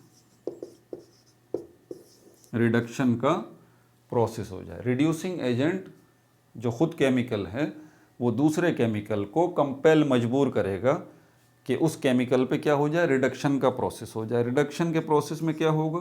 या तो सेकंड केमिकल को मजबूर किया जाएगा कि भाई साहब गेन ऑफ इलेक्ट्रॉन करो, गेन ऑफ इलेक्ट्रॉन करोगे, इलेक्ट्रॉन लो, या फिर अपने पास से लॉस ऑफ हाइड्रोजन करो, या अपने पास से लॉस ऑफ ऑक्सीजन करो। तीनों में से कोई एक काम तो आप करो ही करो। समझ में आ गई बात? तो सेकंड केमिकल में को मजबूर किया जाएगा कि भाई तीनों में से कोई एक काम करो, और वो करेगा, तो हम कहेंगे कि सेकंड केमिकल पे क्या हुआ है? रिडक्शन का प्रोसेस हुआ है। और इसको मजबूर किया किसने? पहले केमिकल ने। इसी मुनासबत से पहला केमिकल रिड्यूसिंग एजेंट कहलाएगा, ठीक है। तो ये हाइड्रोजन परऑक्साइड जो है रिड्यूसिंग एजेंट के तौर पे भी काम करेगा। मिटा दूं इसको? लेकिन यहाँ पर भी हाइड्रोजन परऑक्साइड को आपको एक ख़ास शक्ल में लेके आना पड़ेगा, सॉल्यूशन की शक्ल में लाना पड़ेगा पहले, ठीक है भाई, सॉल्यूशन की शक्ल में लाना पड़ेगा। और यहाँ पर इसकी कंसंट्रेशन कितनी होगी, सिर्फ 3% H2O2, सिर्फ 3%, ठीक है। और रिड्यूसिंग एजेंट की हैसियत ये कब दिखाएगा, ये भी ज़रा समझिए। ये स्ट्रॉन्ग ऑक्सीडाइजिंग एजेंट है, ये रिड्यूसिंग एजेंट का किरदार कब अदा करेगा, व्हेन, जब, ये शर्त है, जब वो सेकंड केमिकल जो है वो क्या होगा, वो मोर पावरफुल ऑक्सीडाइजिंग एजेंट होगा।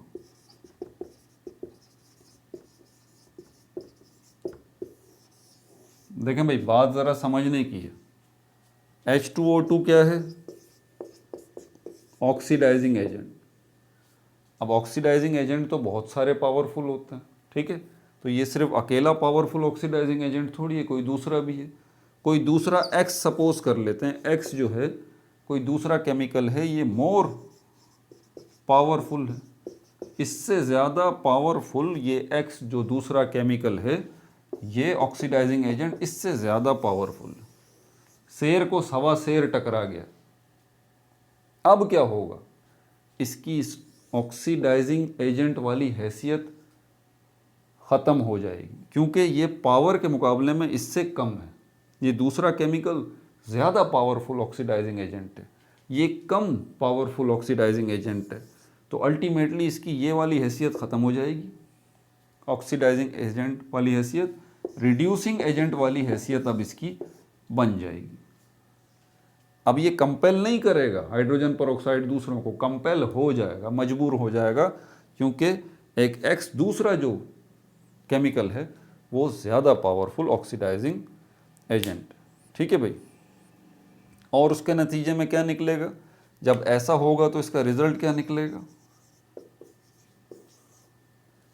पहले कौन सी, ये H2O2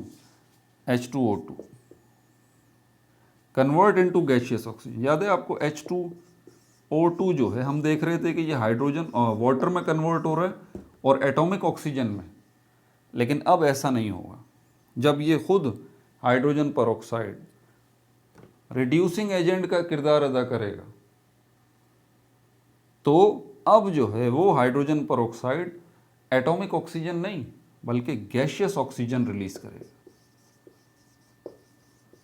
गैशियस फॉर्म, ऑक्सीजन की गैशियस फॉर्म, यानी कि गैस वाली फॉर्म, यानी कि O2 वाली फॉर्म, यानी कि मॉलिक्यूलर फॉर्म। समझ में आ गई बात, ये करेगा ये, ठीक है भाई। और ये कैसे करेगा, ये कैसे करेगा, हाइड्रोजन परऑक्साइड कैसे जो है वो ये मॉलिक्यूलर ऑक्सीजन को प्रोड्यूस करेगा, व्हेन, जब दो कंडीशन है, या तो ये गेन ऑफ इलेक्ट्रॉन करेगा, गेन ऑफ इलेक्ट्रॉन, या तो ये इलेक्ट्रॉन को गेन करेगा, ठीक है, पहली कंडीशन, या फिर क्या होगा, डोनेट ऑक्सीजन, या तो फिर ये ऑक्सीजन को अपने पास से डोनेट कर देगा। ये दो सिचुएशंस जब होंगी तब क्या होगा, तब ये गैशियस ऑक्सीजन को अपने अंदर से रिलीज करेगा, O2 की शक्ल में रिलीज करेगा, और उस वक्त इसकी हैसियत जो है वो रिड्यूसिंग एजेंट की होगी, ना कि ऑक्सीडाइजिंग एजेंट की, ठीक है। इसकी एग्जाम्पल देख लेते हैं, मिटाऊं इसको,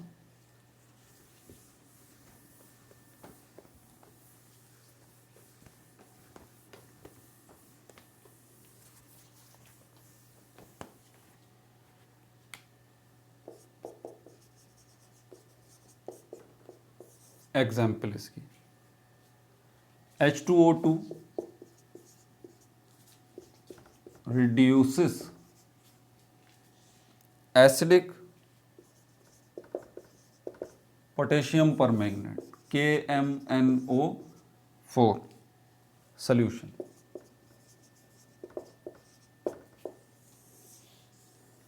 H2O2 रिड्यूस कर देगा पोटेशियम परमैंगनेट सॉल्यूशन को लेकिन पोटेशियम परमैंगनेट सोल्यूशन जो है उसका एसिडिक होना ज़रूरी है। अब ज़रा समझिएगा, पोटेशियम परमैंगनेट आप बाज़ार से ले आइए, सॉलिड है ये। पोटेशियम परमैंगनेट बाज़ार से ले आइए, ये क्या है, ये सॉलिड है। इसका पाउडर बनाइए, पाउडर बना के इसको किस में डाल दीजिए, पानी में डाल दीजिए। ये बीकर लिया आपने, ये पोटेशियम परमैंगनेट लाया, सॉलिड फॉर्म में है, पाउडर बनाया और इसमें आपने मिक्स कर दिया। जैसे जैसे आप मिक्स करते जाएंगे ये क्या कहलाएगा, अब ये KMnO4 सॉल्यूशन बन जाएगा। अब ये क्या बन जाएगा, KMnO4 सॉल्यूशन बन जाएगा। और इसके जैसे जैसे मिक्स होता रहेगा ये पानी के अंदर पोटेशियम परमैंगनेट, इसका कलर कैसा हो जाएगा, इसका कलर हो जाएगा पिंक। कैसा हो जाएगा, पिंक कलर जो है वो हो जाएगा। ठीक है, अब ये जो सॉल्यूशन हुआ ये तो पोटेशियम परमैंगनेट का सॉल्यूशन हुआ। ठीक है भाई, आपने इसमें थोड़ा सा एसिड मिला दिया, मिसाल के तौर पे H2SO4 मिला दिया, वो मिक्स कर दिया आपने इसमें। अब ये सॉल्यूशन क्या कहलाएगा, ये एसिडिक पोटेशियम परमैंगनेट सॉल्यूशन कहलाएगा। नाम बदल गया, पहले क्या था, ये सिर्फ पोटेशियम परमैंगनेट सॉल्यूशन और कलर क्या था, पिंक कलर था।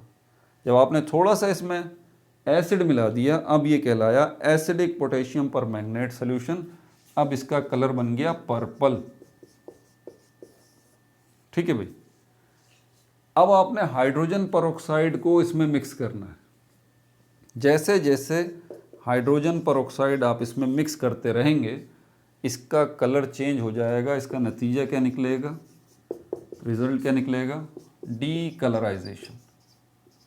डी कलर मतलब अब जो इसका पर्पल कलर था वो गायब होना शुरू हो जाएगा। पर्पल कलर जो था इसका गायब होना शुरू हो जाएगा। समझ में आ गई बात। और जैसे जैसे इसका purple acidic potassium permanganate solution का पर्पल कलर गायब होता रहेगा, ये कलरलेस होता रहेगा। यही इस बात का सबूत है कि यहाँ पर जो है वो क्या हो रहा है, यहाँ पर जो है वो हाइड्रोजन परऑक्साइड जो है वो रिड्यूस कर रहा है एसिडिक पोटेशियम परमैंगनेट को। मतलब यहाँ पर हाइड्रोजन परऑक्साइड रिड्यूसिंग एजेंट का किरदार अदा कर रहा है। मैं पहले ही कह चुका हूँ कि थोड़ा सा मुश्किल ज़रूर होगा। ये अगली वीडियो ऑक्सीडेशन और रिडक्शन के ही ऊपर आ रही है। इसकी केमिकल इक्वेशंस बना के फिर जो है आगे चलते हैं यूजेस की तरफ।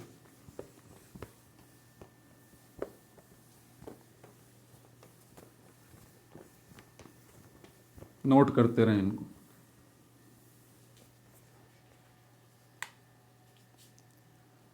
केमिकल इक्वेशंस ये रही, 2KMnO4 प्लस क्या मिलाया आपने, सल्फ्यूरिक एसिड मिलाया इसमें H2SO4।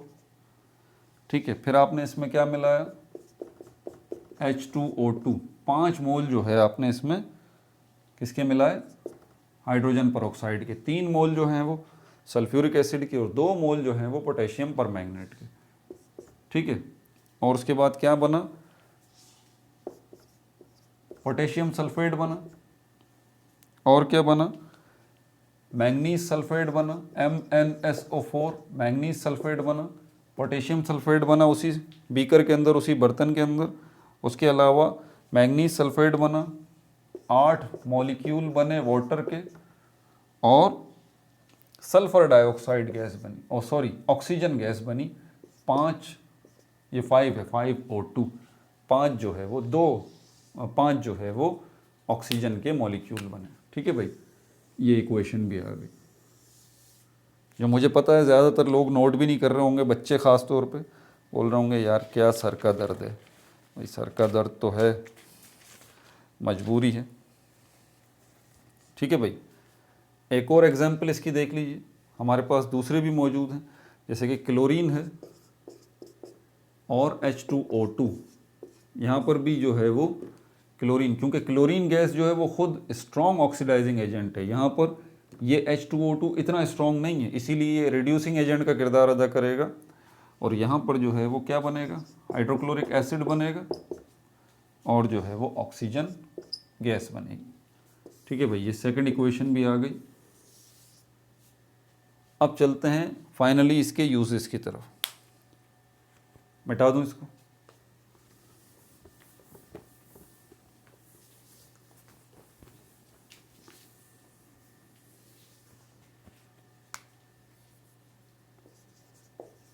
चौथा और आखिरी टॉपिक, इसके यूजेस। कहाँ कहाँ जो है वो हाइड्रोजन परऑक्साइड जो है वो इस्तेमाल हो रहा है। एज एन एंटीसेप्टिक, नोट करते जाइए, एज एन एंटीसेप्टिक के तौर पर, एज ब्लीचिंग एजेंट के तौर पर,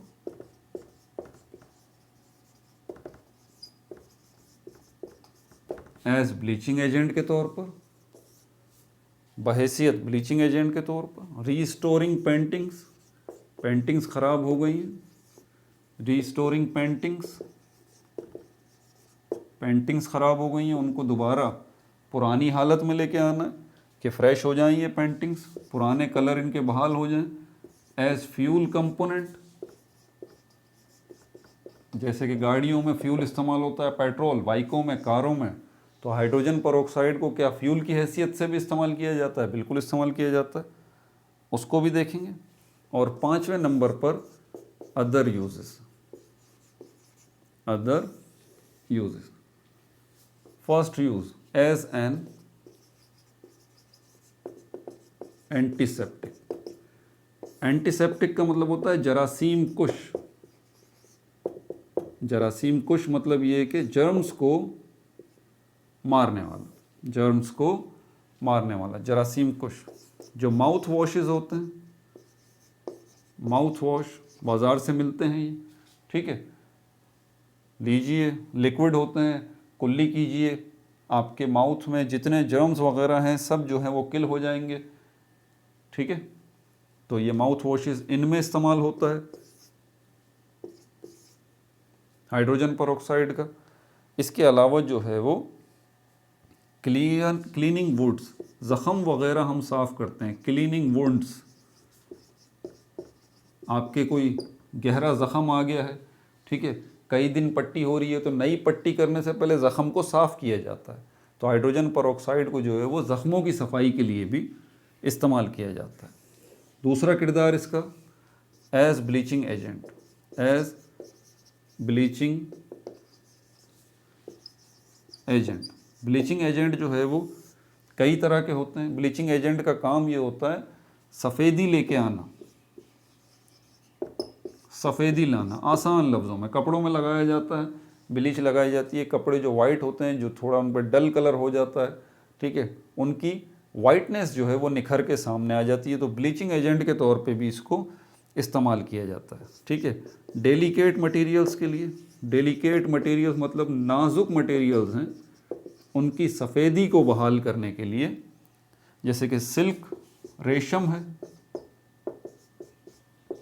उसको साफ़ करके उसकी वाइटनेस को बहाल करने के लिए। वूल, जो ऊन होता है भेड़ों के ऊपर जो उनके बाल होते हैं उसको वूल कहा जाता है, उसको साफ़ सुथरा करने के लिए। फेदर्स, परों को, क्योंकि बहुत सारी चीज़ें जो है वो परिंदों के परों से भी बनाई जाती हैं, ठीक है, उनकी सफाई के लिए, उनकी वाइटनिंग बहाल करने के लिए। और इसके अलावा ह्यूमन हेयर, ह्यूमन हेयर, आपके बालों में जो है वो भी ब्लीच करने के लिए। ठीक है, अच्छा, अदर एजेंट्स कौन कौन से हैं? एक तो ये, क्या सिर्फ ये अकेला ही ब्लीचिंग एजेंट है? नहीं, अदर एजेंट्स भी हैं, उनके भी आप नाम नोट कर लीजिए जो कि ब्लीचिंग एजेंट का किरदार अदा करते हैं। क्लोरीन है, Cl2 chlorine gas, sulphur dioxide gas है, एट्सेट्रा, दूसरे एजेंट्स भी हैं। ठीक है, अच्छा, यहाँ इसको इस्तेमाल करने का एडवांटेज क्या है? अगर ये शॉर्ट क्वेश्चन एग्जाम में आ जाए कि भाई साहब दूसरे जो है वो हमारे पास ये ब्लीचिंग एजेंट मौजूद हैं, आखिर हाइड्रोजन परऑक्साइड को ब्लीचिंग एजेंट की हैसियत से क्यों इस्तेमाल करें? उसकी वजह यह है कि ये क्लोरीन को अगर आप इस्तेमाल करते हैं या सल्फ़र डाइऑक्साइड को इस्तेमाल करते हैं, ये डैमेज कर देते हैं फैब्रिक को, डैमेज कर देते हैं। साफ़ तो कर देते हैं, सफ़ेदी तो ले आते हैं ये क्लोरीन गैस और सल्फ़र डाइऑक्साइड गैस, लेकिन उन चीज़ों को ख़राब भी कर देते हैं, ठीक है। लेकिन ये जो है वो हाइड्रोजन परऑक्साइड ये चीज़ों को डैमेज नहीं करता, ठीक है। मिटा दूँ इसको। और इसके अलावा ब्लीचिंग एजेंट की हैसियत से एक और काम, remove unwanted colour, remove unwanted colour. Colours लग गए हैं आपके कपड़ों पे, पेंटिंग के, इनके उनके, उनको साफ करने के लिए भी फैब्रिक्स पे, फैब्रिक्स मतलब कपड़ा वगैरह जो है उस पे, बालों पे अनवांटेड कलर लगा हुआ उसको वॉश आउट करना है, या दूसरे अदर मटेरियल्स पे, अदर मटेरियल्स। ठीक हो गया भाई। अब आगे चलते हैं। और तीसरा किरदार इसका रीस्टोरिंग पेंटिंग्स। मिटा दूं इसको।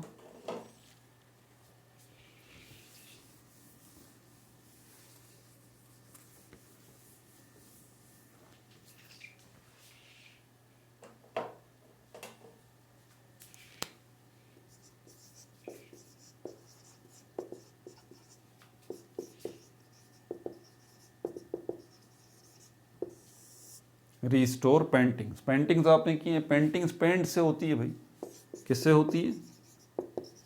पेंट से। पेंट में जो है वो एक केमिकल होता है, वो मैं आपको बता दूं।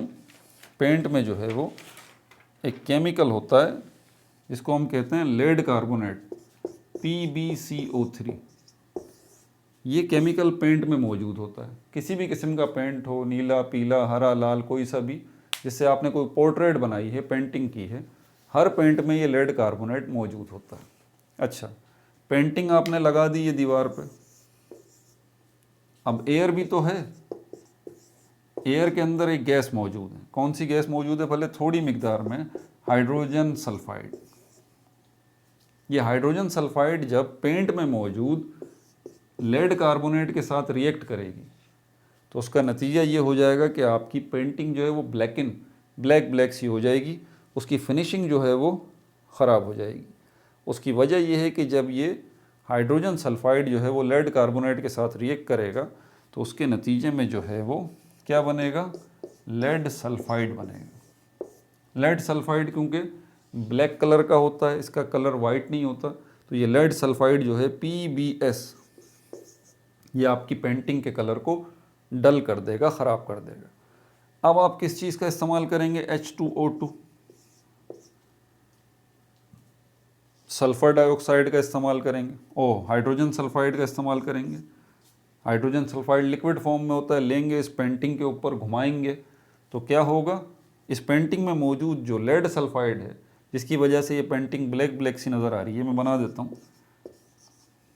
ये हाइड्रोजन परऑक्साइड उसको रिमूव करके एक वाइट कलर के कंपाउंड में कन्वर्ट कर देगा, जिसको हम कहेंगे लेड सल्फेट। ये वाइट कलर का होता है। तो इस लेड सल्फेट की वजह से जो इसकी वाइटनेस है वो बहाल हो जाएगी, खिल जाएगा ये कलर। समझ में आ गई बात? तो restore painting point of view से भी इसका इस्तेमाल किया जाता है। मिटा दूं इसको। अब हाइड्रोजन सल्फाइड का इस्तेमाल फ्यूल पॉइंट ऑफ व्यू से कहाँ किया जा रहा है? क्या हाइड्रोजन सल्फाइड को हम अपनी बाइक्स की टंकियों में डाल सकते हैं? क्या कारों में डाल सकते हैं इसको? नहीं, इनमें तो नहीं डाल सकते। हाँ, फ्यूल के तौर पर अगर हम इसको इस्तेमाल करेंगे तो सबमरीन्स यानी कि आबदोज जो है वो, या स्पेस रॉकेट्स, उनमें इसका इस्तेमाल किया जाएगा। अब आप सोच रहे होंगे सर इसका इस्तेमाल वहाँ पर क्यों किया जाएगा? क्योंकि भाई गाड़ियाँ चलती हैं कंबस्शन इंजन से। कंबस्शन इंजन, सबमरीन भी एक गाड़ी तो है और रॉकेट भी एक गाड़ी है, तो यहाँ पर भी इंजन लगा हुआ होगा। इंजन कौन सा लगा हुआ होगा? कंबस्शन इंजन कहते हैं उसको ज़्यादातर। कंबस्शन इंजन कंबस्शन इंजन्स कौन से होते हैं? जिसमें कंबस्शन का प्रोसेस होता है, यानी कि बर्निंग का प्रोसेस होता है। और आपको पता है बर्निंग का प्रोसेस जो है वो, बर्निंग का प्रोसेस, उसके लिए ऑक्सीजन लाजमी है, ऑक्सीजन गैस लाजमी है, ऑक्सीजन गैस लाजमी है, और ना कंबस्शन का प्रोसेस हो ही नहीं सकता। तो इंजन के अंदर कंबस्शन नहीं होगी तो कंबस्शन का प्रोसेस भी नहीं होगा। अब यहाँ पर उसके लिए चाहिए ऑक्सीजन। अब यहाँ देखें सबमरीन, ये सबमरीन्स आबदोज पानी के अंदर होती है। पानी के अंदर जब ये चलेगी तो उसका इंजन जो चलेगा तो उसमें जो कंबस्शन इंजन लगा हुआ होगा वो इंजन, उसको पेट्रोल को बर्न करने के लिए ऑक्सीजन चाहिए। पेट्रोल तो बहुत होगा लेकिन उसको बर्न करने के लिए, उसको जलाने के लिए ऑक्सीजन चाहिए। अब समंदर के अंदर ऑक्सीजन कहाँ से आएगी भाई? सोचने की बात है। तो ये हाइड्रोजन परऑक्साइड जो है, इसमें से वाटर तो मिलेगा लेकिन ऑक्सीजन भी तो मिलेगी। इसी ऑक्सीजन को इस्तेमाल किया जाएगा किसके लिए? ताकि इनमें जो कंबस्शन इंजन्स लगे हुए हैं, पेट्रोल मौजूद है, पेट्रोल को जलना है, बर्निंग उसकी होगी, उसके लिए ऑक्सीजन चाहिए। तो हाइड्रोजन परऑक्साइड से ऑक्सीजन मिल सकती है। एग्जैक्टली स्पेस रॉकेट्स जो स्पेस में जाते हैं, आपकी ये ज़मीन है, इसके इर्द गिर्द ये एयर मौजूद है, इसमें ऑक्सीजन मौजूद है, कंबस्शन आसानी से हो जाएगी। लेकिन जैसे ये रॉकेट स्पेस में पहुंचेगा, स्पेस बोलें तो उसमें कुछ भी नहीं है, कोई ऑक्सीजन नहीं है, कोई एयर नहीं है, तो वहाँ पर जो रॉकेट हैं, स्पेस रॉकेट्स स्पेस में जाएंगे, उसमें जो इंजन लगा हुआ है उसमें पेट्रोल मौजूद है, उसने बर्न होना है, तो उसके लिए ऑक्सीजन चाहिए। कहाँ से आएगी? स्पेस में भाई। तो हाइड्रोजन परऑक्साइड, इसको केमिकली रिएक्ट करा के इसमें से ऑक्सीजन ली जाएगी, फिर कंबस्शन का प्रोसेस होगा। ठीक हो गया? आ गई बात समझ में? बता दूं इसको। अदर यूजेस भी इसके हैं। आखिरी टॉपिक, मैं भी थक गया हूँ, मुझे पता है। अगर कोई आप में से कोई इतना पहलवान स्टूडेंट है या टीचर है या व्यूअर है जो अभी तक नॉन स्टॉप जो है इस वीडियो को देख रहा है, लेक्चर को नोट भी कर रहा है, तो कमेंट में अपना नाम बता दीजिएगा। अगली वीडियो में मैं ज़रूर उसको हाईलाइट करूँगा, जिसके पास इतना स्टेमिना होगा। वरना 99% मुझे अंदाज़ा है कि उन्होंने पूरी थ्रू आउट ये वीडियो देखी नहीं होगी। देख भी रहे होंगे तो रोक रोक के, उठ उठ के, थोड़े काम वाम निपटा के कि हाँ भाई यहाँ तक देख ली, अब थोड़ा रोकें, अब आगे यहाँ से शुरू करते हैं। तो नॉन स्टॉप तो कोई भी, शायद ही कोई बैठा। ओवरऑल अगर किसी ने नॉन स्टॉप वीडियो देखी है तो मुझे कमेंट में बताएगा, मैं अगली वीडियो में उसको हाईलाइट करूँगा। अदर यूजेस और कहाँ कहाँ पर हैं इसकी? अदर यूजेस कुछ चीज़ों की तैयारी में इस्तेमाल किया जाता है इसको, प्रिपरेशन। अगर आप कुछ चीज़ों की तैयारी में इसका इस्तेमाल किया जाता है, जैसे कि हमारे पास जो है वो एक सोडियम क्लोरेट है, सोडियम क्लोरेट, ये इसका केमिकल नेम है और इसका केमिकल फार्मूला है NaClO। इसकी प्रिपरेशन जो है वो,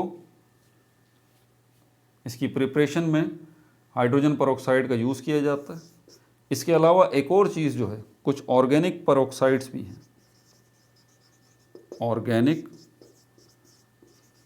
परऑक्साइड्स हैं, उनकी तैयारी में भी जो है वो, उनकी तैयारी में भी इस हाइड्रोजन परऑक्साइड को यूज़ किया जाता है। क्योंकि ये ऑर्गेनिक परऑक्साइड्स तैयार होंगे तो इससे क्या होगा? इनिशिएट होगा, आखिरी जुमला बोल रहा हूँ बस, इनिशिएट होगा एक प्रोसेस।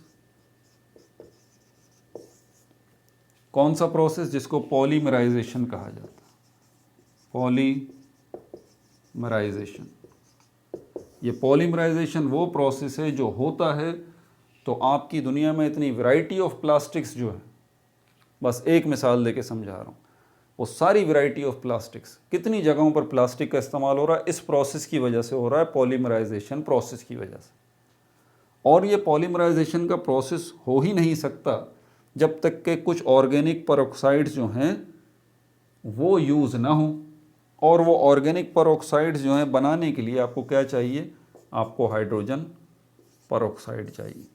तो फिर दुआ दीजिए भाई थेनार्ड साहब को, जिन्होंने हाइड्रोजन परऑक्साइड तैयार किया। समझ आ गई बात? तो हमारी दुनिया में इनकलाब आया इतना ज़्यादा। अपना बहुत ज़्यादा ख्याल रखिएगा। No like no subscribe, only share.